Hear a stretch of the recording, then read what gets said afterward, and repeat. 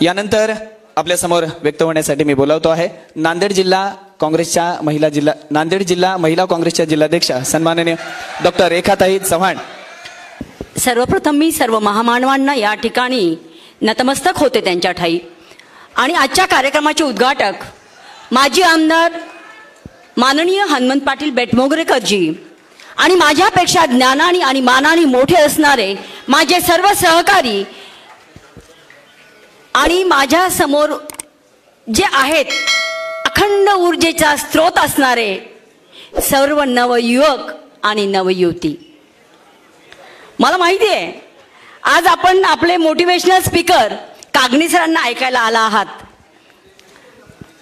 मी जास्त वेळ बोलणार नाही, पण तुमचा हा जो उत्साह बघून आताच त्यांनी सांगितलं दुष्यंत कुमारचे एक वाक्य आपण कायम लक्षात ठेवा, कौन कहता है आसमान में सुराग नहीं होता, कौन कहता है आसमान में सुराग नहीं होता, एक पत्थर तबीयत से उछालो यारो। आपण सामना करताना आयुष्यामध्ये तुमच्यामधली जी एनर्जी आहे, हे बघा एनर्जी ही दोन प्रकारची असते, एक पॉझिटिव्ह एनर्जी आणि एक निगेटिव्ह एनर्जी। भारताला तरुणांचा देश कशासाठी म्हणतात तुम्हाला माहिती आहे? तरुणांची संख्या किती आहे भारतामध्ये? किती आहे? आपण स्पर्धेच्या युगाला सामना करत आहोत। भारतामध्ये विद्यार्थ्यांची संख्या 31 कोटी आहे, 31 कोटी, आणि भारताचं वय जे आहे 28 ते 29 आहे, म्हणून भारताला काय म्हणतात? तरुणांचा देश म्हणतात।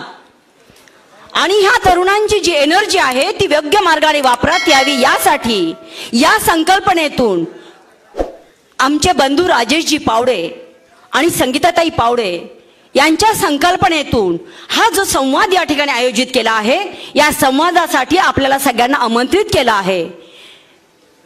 आपलं जे आरोग्य असतं शारीरिक आणि मानसिक, शारीरिक आरोग्य तर आपण जपतो, पण मानसिक आरोग्याचं काय? आज आपण बघतो आपल्या अवतीभोवती मुलांचे सुसाईड होत आहे। हा जो स्ट्रेस आहे त्यांच्यावर डोक्यावर त्यांना सहन होत नाही आहे, आणि याच्यातून मार्ग काय काढायचा असेल तर आपल्याला कागणे सरांसारखे मोटिवेशनल स्पीकरला अधूनमधून ऐकावं लागेल, अनुकरण करावं लागेल। आणि एकच आहे, माझी स्किल डेव्हलपमेंट झालं, 12वी नंतर पुढं काय झालं, नीट आणि इंजिनिअरिंग पेक्षाही खूप मोठे क्षेत्र आहेत। आताच माझ्या छोट्या बंधूंनी सांगितलं आयुष्याला सामोरं जाताना कधीच डिप्रेस व्हायचं नाही, एवढंच लक्षात ठेवा। आणि या ठिकाणी 2 ओळी मी सांगते तुम्हाला, असे जगावे दुनियेमध्ये, असे जगावे दुनियेमध्ये आव्हानांचे लावून अत्तर। आपल्याकडे खूप सारी आव्हानं आहेत, पण ही आव्हानं पेलण्याची ताकद आपल्या डोक्यात असली पाहिजे। असे जगावे दुनियेमध्ये आव्हानाचे लावून अत्तर, नजर मिळवणी नजरेमध्ये आयुष्याला द्यावे उत्तर, आयुष्याला द्यावे उत्तर। जय हिंद, जय महाराष्ट्र। धन्यवाद ताई, आपले मनपूर्वक आभार।